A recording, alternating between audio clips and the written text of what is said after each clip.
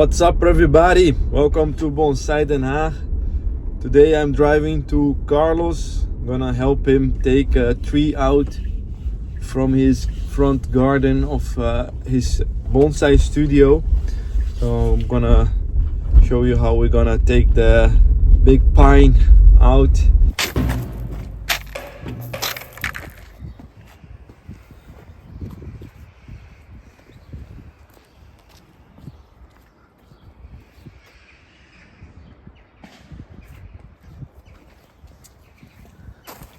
Het is wel een dikke boom.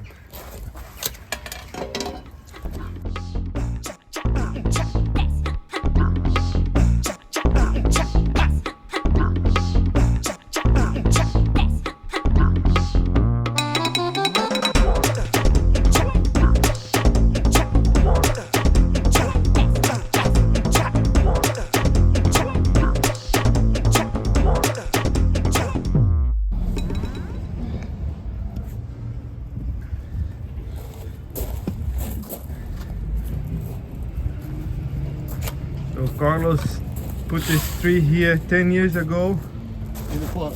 in a pot already, so that's easy to remove. Yeah, otherwise we have to collect it twice. Once in the mountains and once in my garden.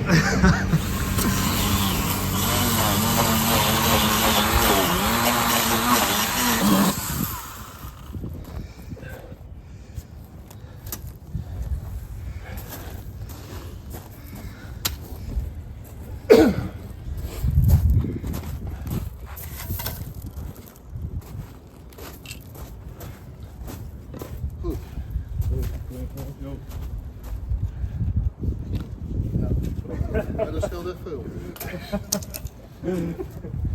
Kijk hem daar nog een keer in de tegels lukt. Ja, hij zit nog. Ja, je van achteren. Verder.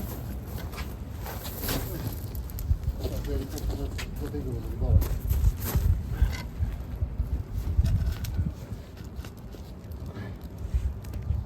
Ja, staat. Het is gegroeid en het ding, platjes. Hè? Zo. Moet kijken hier vanaf. Hier vanaf. Een mooi boom zo. Nee. Ja, dat is wel een dikke boom. Ja, hè?